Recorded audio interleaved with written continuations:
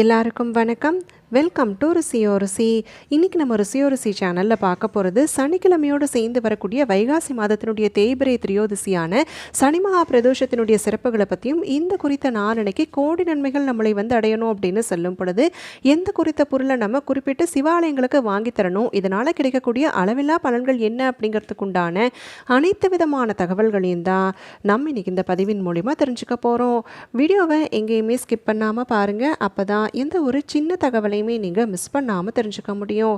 இப்போ நம்ம ஸ்டார்ட் பண்ணிடலாம். பொதுவாகவே இந்த பிரதோஷ நாள் அப்படின்னு சொல்லும் பொழுது அதில் வரக்கூடிய பிரதோஷ வேலை, அதாவது மாலை 4:30 to 6 அப்படின்னு சொல்லக்கூடிய பிரதோஷ வேலையில் நம்ம சிவாலயங்களுக்கு சென்று வழிபாடு மேற்கொண்டோம் அப்படின்னு சொன்னால் நம்ம அறிந்தும் அறியாமலும் செய்த பாவங்கள் விலகுவதோடு மட்டும் இல்லாமல் இப்பிறவிலையும் சரி முற்பிறவிலையும் சரி செய்த பாவங்கள் அனைத்துமே தீருவதற்குண்டான அருள் கிடைக்க பெறும் அப்படின்னு சொல்லி நம்பப்படுது. ஆதியில் அமுதம் கடையும் பொழுது அதில் எழுந்த ஆழகால விஷத்தை உண்ட சிவபெருமான் மீண்டும் எழுந்து ஆனந்த தாண்டவம் ஆடிய நாள் எது அப்படின்னு சொல்லி பார்த்தா இந்த சனிக்கிழமையில வரக்கூடிய பிரதோஷ நாள். அதனாலே தான் சனிக்கிழமையில வரக்கூடிய திரியோதசி திதிக்கு மகா பிரதோஷம் அப்படிங்கிற ஒரு சிறப்பு பெயரும் இருக்கு. பெயர்ல மட்டும் இல்லாம இந்த குறித்த நாளனைக்கு வழிபாடு செய்யக்கூடியவர்களுடைய வாழ்க்கையில அதிசயத்தக்க வரங்கள் அனைத்தையுமே சிவபெருமான் வாரி வாரி வழங்குவார் அப்படின்னு சொல்லி நம்பப்படுது.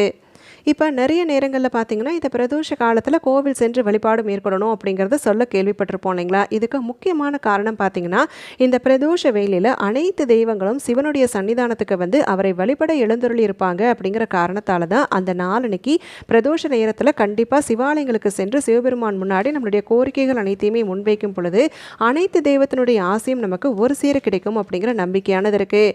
அதுலேயும் இந்த சனி பிரதோஷ வேளையில் நம்ம சிவபெருமானுடைய தரிசனம் மேற்கொண்டோம் அப்படின்னு சொன்னால் நமக்கு நற்பலன்கள் ஏற்படுவதாகவும், அதே சமயத்தில் இந்த சனி பிரதோஷ நாளனைக்கு வழிபாடு செய்யும் பொழுது ஓராண்டு முழுக்க நம்ம பிரதோஷ வழிபாடு செய்ததற்குண்டான பலன் கிடைக்கும் அப்படின்னு சொல்லி நம்பப்படுது. சனி பிரதோஷத்தினுடைய பலன்களை கேட்டாலே கட்டாயம் நம்மளுடைய வாழ்க்கையில வெளிச்சம் பிறக்கும். துன்பங்களால வாழ்க்கையில திகைத்து போய் சோர்ந்து நிற்கிறோம் அப்படின்னு சொல்லும் பொழுது அதுலேருந்து விடுபடுவதற்குண்டான அருளை பெறக்கூடிய நாள்னா அது இந்த சனி பிரதோஷ நாள். இந்த சனி பிரதோஷம் அப்படின்னு சொல்லும் பொழுதே சனி பகவானுக்கும் இந்த பிரதோஷத்துக்கும் ஏதாவது ஒரு தொடர்பு இருக்கா அப்படிங்கிற சந்தேகம் நமக்கு இருக்கு இல்லைங்களா. சனிக்கிழமை பொதுவாகவே சனி பகவானுக்கு உகந்தது. சனி பகவான் நியாயாதிபதியும் கூட. நம்மளுடைய கர்மங்களுக்கு ஏற்றார் போல, கர்ம வினைகளுக்கு ஏற்றார் போல நம்மளுடைய வாழ்க்கையில் நன்மை தீமைகளை அருளக்கூடியவர். அதே போல தான் நம்மளுடைய ராசி நட்சத்திரங்கள் சனி பெயர்ச்சிகள் இது அனைத்துமே நிகழும்.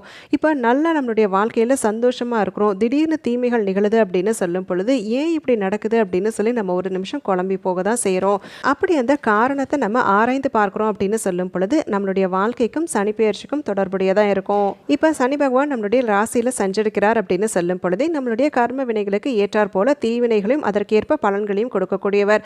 அப்படி துன்பப்படணும் அப்படின்னு சொல்லும் பொழுது அதுக்கு அருமருந்தாய் அமைந்திருக்கக்கூடிய ஒரு நாள் தான் இந்த சனி பிரதோஷ நாள். நிறைய துன்பங்களை மட்டும்தான் சந்திக்கிறேன் அப்படின்னு சொல்லக்கூடியவங்க இந்த சனி பிரதோஷ நாளின் பொழுது சிவ வழிபாடு மேற்கொண்டாலே கட்டாயம் சனி பகவானால் ஏற்படக்கூடிய கெடு பலன்கள் வந்து நம்மளை காத்துக்கொள்ள முடியும் அப்படின்னு சொல்லி நம்பப்படுது. சிவபெருமானுடைய திருவடிவங்களில் ஒருவர் தான் காலபைரவரும் கூட. சனி பகவான் யாரு அப்படின்னு பார்த்தீங்கன்னா காலபைரவரை குருவாக ஏற்று வழிபாடு செய்தவர். அதனாலேயே பார்த்தீங்கன்னா தன்னுடைய குருவான சிவனை வழிபாடு செய்யக்கூடியவர்களுக்கு சனி பகவான் தொல்லை செய்வதில்லை அப்படின்னு சொல்லி நம்பப்படுது. இப்படி இந்த சனி மகா பிரதோஷ நாளில் நமக்கு எல்லா விதமான நன்மைகளும் வந்தடையணும் அப்படின்னு சொல்லும் பொழுது எந்த குறிப்பிட்ட விஷயங்களை கடைபிடிக்கணும் அப்படிங்கிறத ஒன்றொன்னா பார்த்துக்கலாம். பிரதோஷ நாளனைக்கு பெரும்பாலும் நிறைய பேர் விரதம் இருந்து சிவனை வழிபடுவது அப்படிங்கிறது செய்வாங்க. விரதம் அனுஷ்டிக்க முடியும் அப்படின்னு சொல்லக்கூடியவங்க காலை நேரத்தில் விரதத்தை தொடங்குவது அப்படிங்கிறது செய்துக்கலாம். விரதமே இது வரைக்கும் நான் பிரதோஷத்துக்காக இருந்ததே இல்லை அப்படின்னு சொல்லக்கூடியவங்களும் இந்த சனி பிரதோஷ நாளனைக்கு விரதம் இருந்து வழிபாடு செய்யும் பொழுது கட்டாயம் நமக்கு இருக்கக்கூடிய எல்லா விதமான பிரச்சனைகளும் தீரும், பாவங்கள் தீரணும், புண்ணியம் சேரணும் அப்படின்னு சொல்லும் பொழுது இதை விட ஒரு சிறப்பான நாள் இருக்க முடியாது. இப்படி நம்ம காலையிலேருந்து விரதத்தை தொடங்கி நாள் முழுவதுமே சிவனுடைய நாமத்தை சிவபெருமானுடைய நாமத்தை சொல்வது அப்படிங்கிறத செய்துக்கணும். ஓம் நமக் சிவாய அப்படிங்கிற மந்திரத்தை கண்டிப்பாக நீங்கள் உச்சரித்து கொண்டே இருப்பது அப்படிங்கிறத செய்துட்டு அந்த சனி பிரதோஷ வேலை வருது பார்த்தீங்களா, மாலை 4:30 to 6 அப்படிங்கிற நேரத்தில் கண்டிப்பாக கோவில்களுக்கு சென்று வழிபடுவது அப்படிங்கிறத செய்துக்கலாம். எல்லாருமே பொதுவாக வாங்கி தர வேண்டிய ஒரு முக்கியமான பொருள். இப்போ சிவாலயம் அப்படின்னு சொன்னாலே சிவபெருமான் ஒரு அபிஷேக பிரியர் இல்லைங்களா. அபிஷேகத்துக்காக அனைவருமே எல்லா விதமான பாவங்களும் தீரணும், நன்மைகள் நாடி வரணும் அப்படின்னு சொல்லும் பொழுது பொதுவாக வாங்கி தர வேண்டிய ஒரு பொருள் அப்படின்னு சொல்லி பார்த்தா பசும்பால். பாக்கெட் பால் தான் எங்களுக்கு கிடைக்கும் அப்படின்னு சொல்லக்கூடியவங்க பாக்கெட் பால் வாங்கி கொடுங்க. இல்லை எங்களுக்கு பசும்பால் கறந்த பசும்பாலே கிடைக்கும் அப்படின்னு சொன்னால் அந்த கறந்த பசும்பாலை வாங்கி தந்து அந்த நடக்கக்கூடிய அபிஷேகத்தை கண்குளிர காண்பது அப்படிங்கிறத செய்துக்கணும். ஏன்னா இந்த சனி பிரதோஷம் அப்படின்னு சொல்லும் பொழுதே சர்வ பாவ விமோசனம் அப்படிங்கிற ஒரு பழமொழியும் இருக்குது. இப்படி நம்ம செய்வதோடு மட்டும் இல்லாமல் இந்த குறித்த நாளன்னைக்கு தர்மங்கள் தான தர்மங்கள் மேற்கொள்வது அப்படிங்கிறது ரொம்ப ரொம்ப சிறப்பு. தானங்கள்லேயே சிறந்ததாக சொல்லப்படக்கூடிய அன்னதானத்தை இந்த குறித்த நாளன்னைக்கு நம்ம செய்தோம் அப்படின்னு சொன்னாலே கட்டாயம் நம்மளுடைய வாழ்க்கையில் இருக்கக்கூடிய துன்பங்கள் அனைத்துமே தீரும். எந்த ஒரு கோரிக்கையை முன்வைத்து நம்ம இந்த சிவ வழிபாடை மேற்கொண்டோமோ அந்த கோரிக்கையை நிறைவேறுவதற்குண்டான அருள் கிடைக்கும். தான தர்மங்கள் அப்படின்னு சொல்லும் பொழுது குறிப்பிட்டு அன்னதானம் செய்யலாம், இல்லை ஏதாவது வஸ்திர தானம் மேற்கொள்ளணும் அப்படின்னு சொன்னால் தாராளமாக செய்யலாம். உங்களுடைய விருப்பத்திற்கு ஏற்றாற் போல தானம் மேற்கொள்வது அப்படிங்கிறத செய்துக்கோங்க. அது மட்டும் இல்லாமல் கடன் சுமை தீரணும் அப்படின்னு சொல்லக்கூடியவங்க கண்டிப்பாக இந்த நாளன்னைக்கு நான் சொல்லக்கூடிய ஒரு குறிப்பிட்ட விஷயத்தை கட்டாயம் செய்யணும்.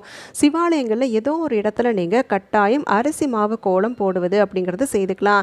அரிசி மாவு கோலம் அப்படின்னு சொல்லும் பொழுது அந்த கோலத்தை கோவிலில் ஏதாவது ஒரு இடத்துல நீங்கள் போட முடியுது அப்படின்னு சொல்லும் பொழுது அந்த அரிசி மாவை உண்ணணும் அப்படிங்கிறதுக்காகவே எறும்பு கூட்டங்கள் வரும். அதனால் நம்முடைய கடன் சுமையும் அந்த அரிசி மாவு கோலத்தை எப்படி எறும்பு சாப்பிடுதோ அதே போல் நம்மளுடைய கடன் சுமையும் படிப்படியாய் தீருவதற்குண்டான அருள் கிடைக்கப்பெறும். அது மட்டும் இல்லாமல் அபிஷேக பிரியருக்கு நீங்கள் சந்தனம் வாங்கி தருவது அப்படிங்கிறத செய்துக்கோங்க. சந்தனத்தை வாங்கி தந்து அந்த சந்தன அபிஷேகம் நடைபெறக்கூடிய சமயத்தில் உங்களுடைய மனசுக்குள்ள கடன் முழுவதுமே தீரணும், எனக்கு இருக்கக்கூடிய எல்லா விதமான கடன் சார்ந்த பிரச்சனைகளும் அதனால் வரக்கூடிய துன்பங்கள்லேருந்து விடுபடுவதற்குண்டான அருள் கிடைக்கணும் அப்படின்னு சொல்லி மனதார சிவனை தரிசிப்பது அப்படிங்கிறத செய்துக்கோங்க. இந்த குறித்த நேரத்தில் நம்ம முன்வைக்கக்கூடிய கோரிக்கைகள் சிவபெருமானை சென்றடைவதோடு மட்டும் இல்லாமல் எல்லா தெய்வங்களும் அந்த இடத்துல வீற்றிருக்கிறாங்க அப்படிங்கிறதால நமக்கு இருக்கக்கூடிய எல்லா விதமான கிரக தோஷங்களிலிருந்தும் விடுபட முடியும். அதே சமயத்தில் நம்ம கோரிக்கைக்கும் மேலான பலன்கள் கிடைப்பதற்குண்டான அருள் பிறக்கும். அதனால் கண்டிப்பாக கடன் சுமை இருக்கக்கூடியவங்க நான் சொன்ன விஷயங்களை செய்துக்கோங்க. அதே போல் நந்தி தேவருக்காக நீங்கள் கண்டிப்பாக பச்சரிசியை நீங்கள் வீட்டிலேயே ஊற வச்சு எடுத்துக்கிட்டு அதை ஒரு வாழை இலைக்கு மேலே வைத்து அது கூட ஒரு துண்டு வெல்லம் ஒரு மஞ்சள் வாழைப்பழத்தையும் நீங்கள் வைத்து வணங்குவது அப்படிங்கிறது செய்யணும். இப்படி நீங்கள் செய்வதோடு மட்டும் இல்லாமல் சனி பிரதோஷ நாளின் பொழுது பசுமாடுகளுக்கு இந்த ஊற வைத்த பச்சரிசி மஞ்சள் வாழைப்பழம் ஒரு துண்டு வெல்லம் இது அனைத்தையுமே சேர்த்து கொடுக்கும் பொழுது அனைத்து தெய்வங்களும் 30 முக்கோடி தேவர்களும் ரிஷிகளும் குடிகொண்டு இருக்கக்கூடிய பசுமாட்டிற்கு தரும் அப்படிங்கிறதாலேயே எல்லா விதமான துன்பங்கள் விடுபடுவதற்குண்டான அருள் கிடைக்கப்பெறும். இப்படி இந்த சிறப்பான சேர்க்கை அதுவும் வைகாசி மாதம் அப்படிங்கிறதே வளங்கள் பெருகக்கூடிய மாதம் இல்லைங்களா? இப்படி இந்த வளங்கள் அனைத்துமே சேருவதற்குண்டான அருளை பெறக்கூடிய மாதத்தில் அதுவும் அந்த விஷ்ணு முகூர்த்த நேரத்தில் நமக்கு இந்த பிரதோஷ காலமும் இணையுது அப்படிங்கிற காரணத்தால் இப்போ நான் சொன்ன விஷயங்கள் அனைத்தையுமே கடைபிடிக்கக்கூடிய பட்சத்தில் எல்லா விதமான பாவங்களும் தீரும், சகல விதமான நன்மைகளும் நம்மளை அடைவதில் துளியும் சந்தேகம் இல்லை. இப்படி இந்த பதிவில் சொன்ன விஷயங்கள் அனைத்தையுமே நீங்கள் முறையாக கடைபிடித்து எல்லா விதமான வளங்களையும் நலங்களையும் பெற்று நல்ல ஒரு சிறப்பான சந்தோஷமான செல்வ வளமான வாழ்க்கையை வாழணும் அப்படின்னு சொல்லி நானும் உங்களுக்காக மனதார வேண்டிக்கிறேன். கண்டிப்பாக இந்த பதிவு அனைவருக்குமே பயனுள்ளதாக அமைந்திருக்கும்னு சொல்லி நினைக்கிறேன். அப்படி பயனுள்ளதாக இருக்கக்கூடிய பட்சத்தில் உங்களுடைய ஃப்ரெண்ட்ஸ் அண்ட் ஃபேமிலிக்கும் தவறாமல் ஷேர் பண்ணுங்கள். அவங்களும் இந்த தகவல்கள் அனைத்தையுமே பார்த்து பயன்பெறட்டும். நம்ம சேனலில் வரக்கூடிய பதிவுகளை இதுதான் முதல் முறை பார்க்கக்கூடிய அன்பர்கள் சேனலை மறக்காமல் சப்ஸ்கிரைப் பண்ணிக்கோங்க. பக்கத்தில் இருக்கக்கூடிய பெல் பட்டனையும் ப்ரெஸ் பண்ணுங்கள். அப்போ தான் நான் போடுற வீடியோஸ் எல்லாமே உடனுக்குடனே உங்களுக்கு நோட்டிஃபை ஆகும். இந்த பதிவை நான் இதோடு இங்கே நிறைவு செய்கிறேங்க. நாளைக்கு மறுபடியும் ஒரு பயனுள்ள பதிவோடு உங்களை நான் சந்திக்கிறேன். அது வரைக்கும் நன்றி, வணக்கம்.